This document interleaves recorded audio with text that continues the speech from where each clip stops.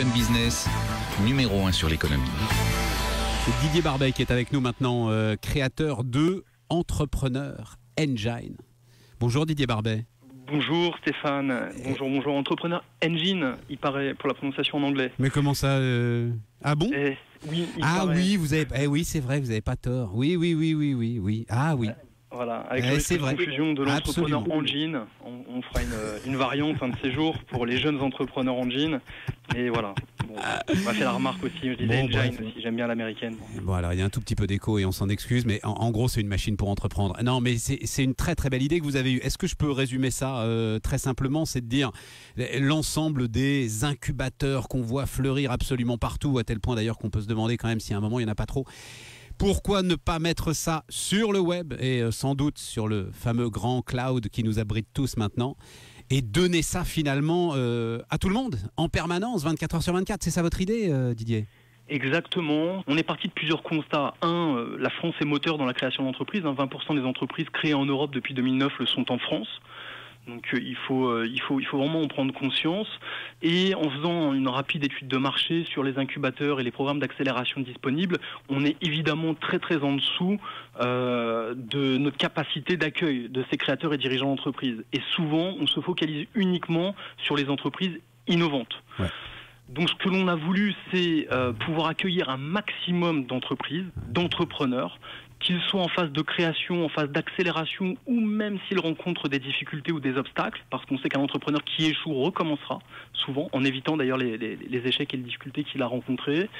Et voilà, donc on peut accueillir le plus grand nombre, on est en capacité de répondre à 50 000 questions, 50 000 inscriptions d'entrepreneurs par an, et on s'est fixé un objectif de création de 50 000 entreprises et 200 000 emplois sur 6 années, 6 promotions. Wow!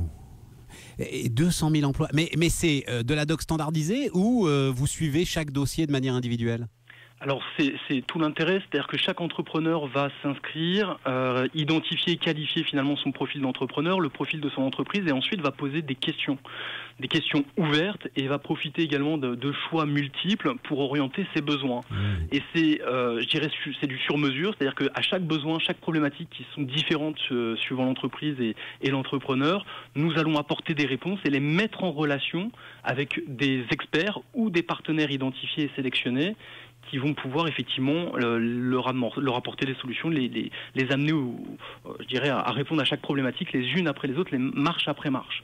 Et le terme d'engine que moi j'adore, de machine, est-ce que ça veut dire que la technologie aujourd'hui, les algorithmes patin coup fin, permettent que l'ensemble de ce processus soit automatisé quand même dans une grande part ? Tout à fait, complètement automatisé. Il y a un CRM derrière également qui nous permet d'identifier sur les réseaux sociaux les questions que se posent les entrepreneurs de notre réseau.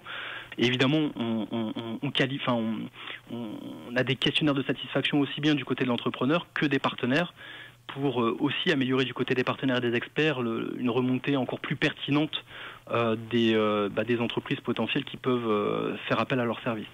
Bel objet, très très bien, bravo. Didier Barbet, donc, ça s'appelle Entrepreneur. Effectivement, on pense engine.